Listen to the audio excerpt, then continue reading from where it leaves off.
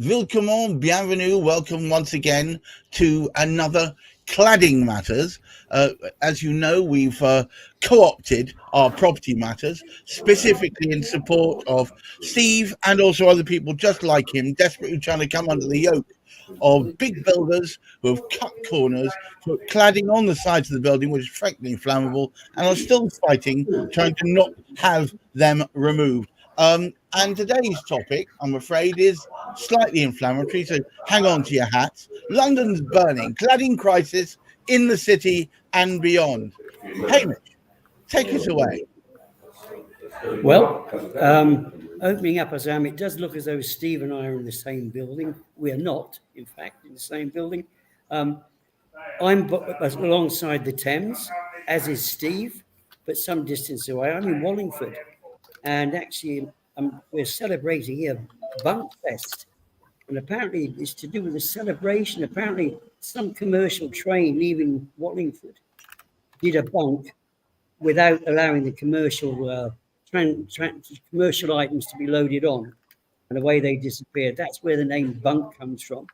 And it also reflects, I think, not quite the same reason why Steve is forever wanting to do a bunk from where he actually lives in the Quays in London. However, very, very important subject this, because I have actually been speaking to somebody in Scotland. We've heard reports from Wales as well of this really serious situation following, if you like, last weekend fires in London, and people suffering throughout England and Wales and Scotland now too, from this unfortunate position everybody happens to be in, because the right people are not taking the right subject seriously about the cladding. There are two fires in as many days, both of which seem to be somewhat indicative of cladding related issues. Steve, this cannot continue, can it? Well, yeah, we were absolutely terrified. There's 1,000 residents I represent as Royal Artillery Quays chairman. And, this fire, just to give your listeners a view of it, this fire in Dagenham that happened on Monday morning at 2:44 a.m. when people were sleeping, required 225 firefighters to turn up. A major incident was declared, and they brought it under control at 11:13 in the morning. So that tells you from 2:44 a.m. to 11:13 a.m. That's how long it took 225 firefighters. Okay, let that sit in there into your minds. And that's what you're worried about when you know at Royal Artillery Quays you have an unlawful, dangerous, flammable, expanded polystyrene cladding system going right up the building with fire breaks stuck on with plastic fixings, or when Barrett investigated, no fixings at all. So even though they're going to remediate it, we found out about this in 2018, they still haven't started, and they promised to start in July this year. So, people are terrified. And what's worse, as you know, if you've been following this, is that Barrett are trying to strong arm us in with a watered down standard negotiated with the government to leave flammable spandrel panels on our buildings. And incidentally, flammable spandrel panels were on the Lacanau house fire in 2009, and they existed on this development in Dagenham. And to give, before I stop, just a sense of just how many high-risk buildings there are, according to the government, there are 9,793 blocks in England that are unsafe due to dangerous cladding and associated fire risks. Now, we found out that looking at the government data about remediation stats, the whole remediation critical to life defect rate across the developer contracts is just around 44%. So almost half of the buildings are a threat to life from all the builders. So this is when you say a threat to life, the fire brigade would hence instruct people within those buildings to leave, right? Well, they would if there was a mitigation in place. So you have these interim measures such as Waking Watch, or in our case, a really expensive fire system, in addition to the one already there, fire alarm system. and we're just waiting. But are those mitigations enough when builders are putting plastic fixings in walls and but laughing that at us? appears to be putting an elastoplast on a gaping open wound. I mean, the truth of the matter is, a waking watch is basically saying, when and if you have a catastrophic fire, we'll be there to spot it first. It's not exactly preventative. Silas, this I believe it's not just Barretts who potentially are falling foul of this. I think Wimpy Homes, I think, as well recently. Well, it's certainly interesting, isn't it, Gareth, when we start to shine a spotlight on this and we think it's isolated to one builder in one particular area, how much this actually filters through. And I would imagine with a lot of these panel manufacturers who are manufacturing these panels, then shipping them off to jobs in compliance with the specification for the build, there has to be some responsibility taken by the cladding manufacturer. And if it appears to be now that this is across almost 50% of all new build development, this is systemic. And as to hear those statistics, that a fire rages for the best part of 9 hours and takes 250 people to bring it under control, it is mind-boggling. Absolutely. Well, these are similar sort of figures of time to wildfires in California, for goodness sake. We're not talking about a whole forest here. We're talking about a single building that 200 odd highly trained, highly skilled firefighters couldn't bring under control. That's going to be down to materials, has it not? 100%. 100% it is. Yeah. And I think the one problem with all of this is, as these mitigation measures are being talked about, it's the speed of which this material catches fire, as I understand, and the speed of which it spreads, and particularly where it's being used around what should be fire compartmentalized means of escape and access out of the building when it catches fire. If your means of escape is on fire, it is very bad news for everybody involved. Well, it's not a means of escape. It's a means of certain death. We seem to have, at the appointed time, suddenly lost connection with our wigwam person. Oh, there he is. I'm going to pass straight back to Steve before I want comment from Wendy. So, Steve, I believe these spandex panels is made of a material not too dissimilar to the firelighters I start my barbecue with. That's right, Gareth. So the panels are aluminium, but in the center of the panels is an insulation made out of extruded, it's called XPS, extruded polystyrene. And this is the same material that you put on your barbecue to light, and it's very effective, actually. Oh, and excellent. Good at barbecuing vegetables, small animals, and it turns out humans. Yeah, well, that's right. And the thing is, Barrett's proposal is to leave that going all the way up a 16-story stairwell, right? Panel after panel, one after the other, going right up our only means of escape during a fire. 16 stories in the light of the 7th anniversary of Grenfell. They are arguing against residents to leave those flammable panels going up a 16-story building, and they still haven't written to me after we have begged them on 63 desperate residents videos to take them off. They still haven't contacted me to take those off. It's appalling. Barrett should be ashamed of themselves. They should. Wendy, look, in a world where people are desperate to try and get on the first step of the ladder, often I would have thought places like this will come up for sale and people think they're getting such a great deal. What a wonderful residence near to the river with all great amenities, without realizing they're actually moving into a place which is effectively a sentence.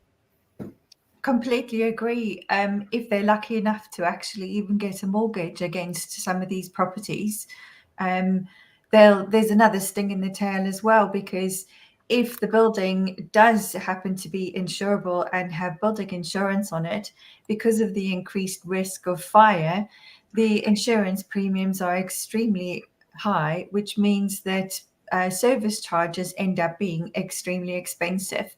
So for what looks to be a cheap property to buy, actually can be rather expensive in the long run. I heard talk recently from Steve, and I'll go back for comment from him in a minute, of a gentleman who I think he introduced me to recently, who in fact was not told about all this nonsense and sold a flat a property with the full knowledge for everyone else but him that it was actually sleepwalking into something that would be dogging him for years. I can't believe that's the only time this happens. That's really quite appalling that sort of thing is going on. You would think that at the very least there should be some sort of disclosure in the TA6 forms, which is the legal documentation that sellers of properties are required to complete when they are selling a home to a new buyer. So the material things like this really should be exposed and disclosed so that people can buy a property with all the information to make an informed decision. Hamish, this is a nightmare scenario because this is can open, worms everywhere. The situation is that if we found not just in one location, it's in thousands more. What's to do? I think that the sad thing is what we've seen, and Silas mentioned this briefly too. We're not just speaking about one example here. We are speaking, and we were given the figures by Steve earlier today of the number of buildings which are impacted and affected. But of course, we heard this week, because having bumped into Steve, speaking about one specific matter, we found out it's not one. There is just so much that's endemic within the building, within the development sort of scheme of things, whereby people can cut corners and cause and create situations that, sadly, the owners or the buyers into these properties are going to find themselves without any warning at all. And unless something like the suggestion that's been brought forth by the Earl to actually bring something in to make the builders and developers responsible for these without having to take the whole thing to court, that they that build it repair it.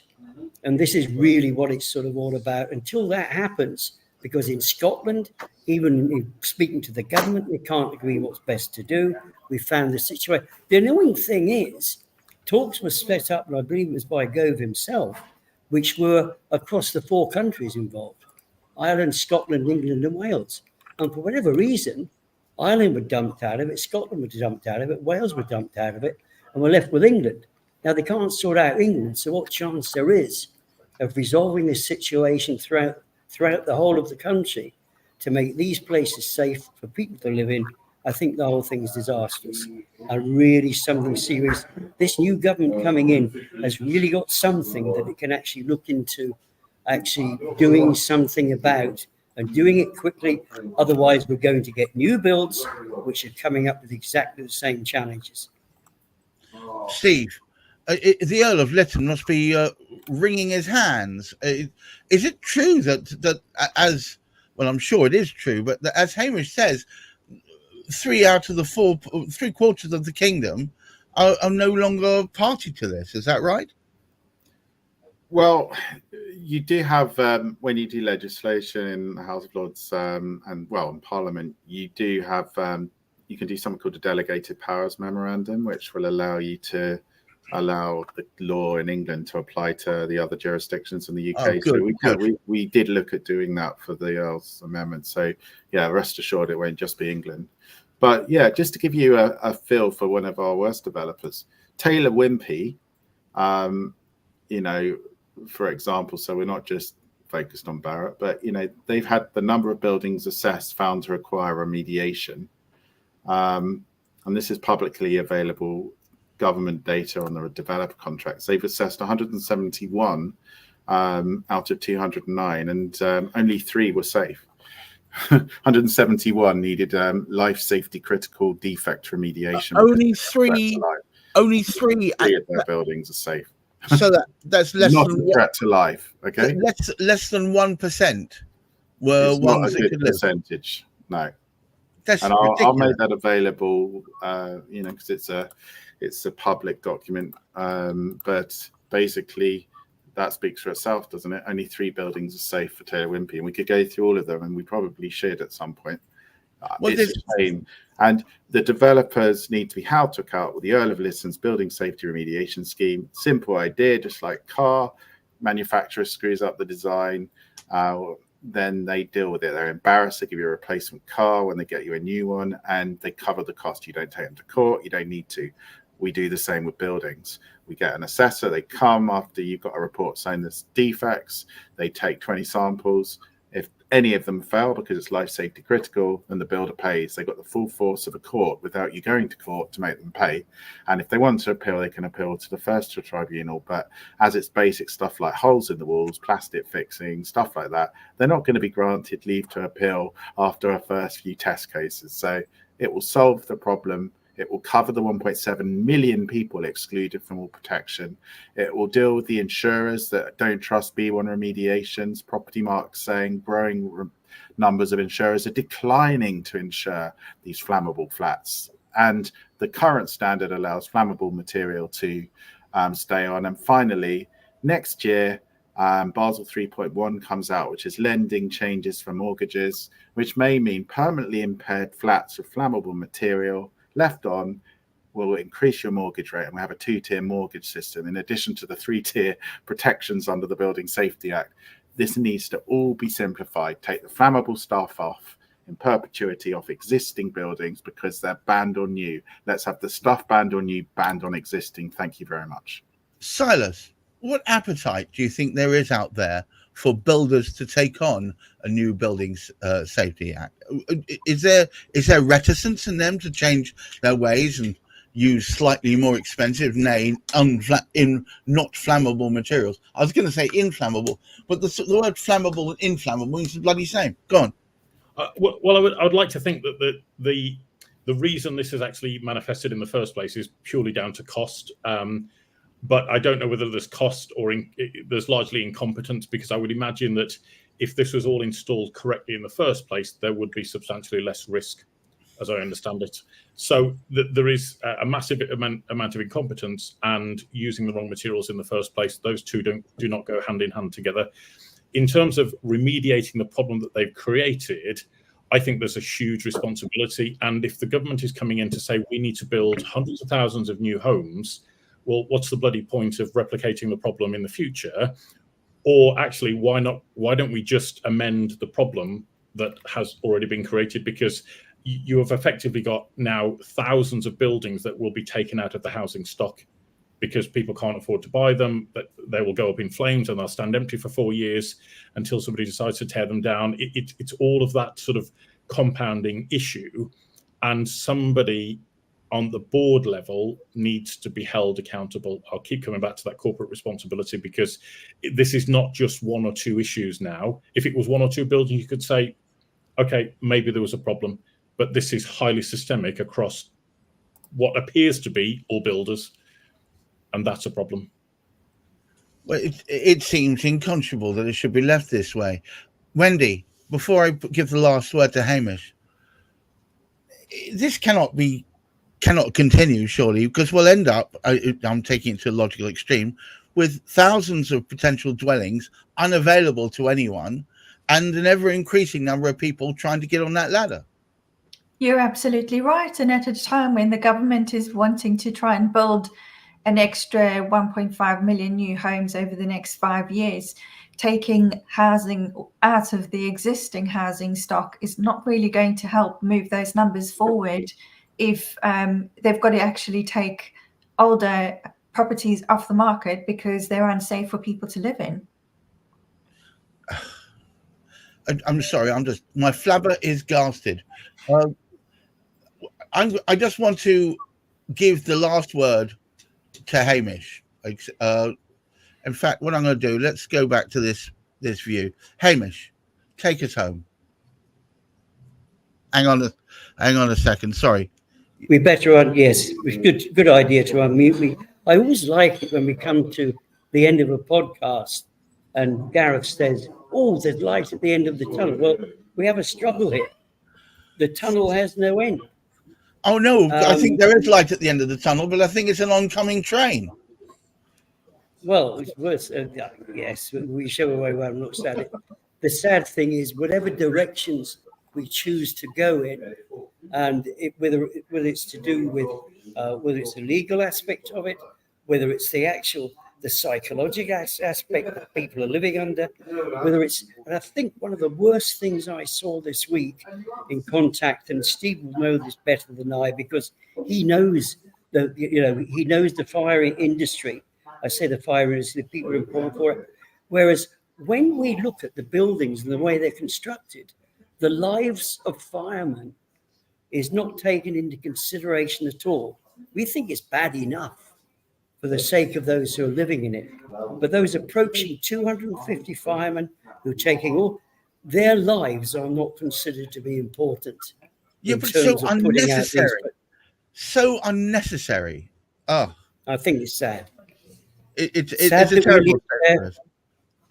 But I'm going to take this moment to salute Steve and Silas and Wendy for what they're doing, which is trying to promote knowledge about this and topics associated with it. I think with knowledge becomes power. If this is all open to the public, I think eventually this will find the right level. But an amazing work, Steve. Thank you so much, Silas and Wendy. So I'm just going to say formally, thank you very much, Hamish, for helping me put this together. Thank you, Steve Day, for the work you're doing at buildingsafetyscheme.org. Silas, thank you as ever, a great supporter, and Wendy Gibson. And it just remains for me to say thank you, all of you out there, for watching. Try and keep your feet on the ground. Keep hoping. Goodness gracious. Keep reaching for the sky. And look after yourselves and your mental health. Until the next time we speak, shameless plug, we talk also on Thursdays at 10 o'clock at the Property Quorum. Usually probably less unpleasant topics, but we have to cover it all. And until next week, I wish you all a wonderful, restful weekend. Bye-bye now.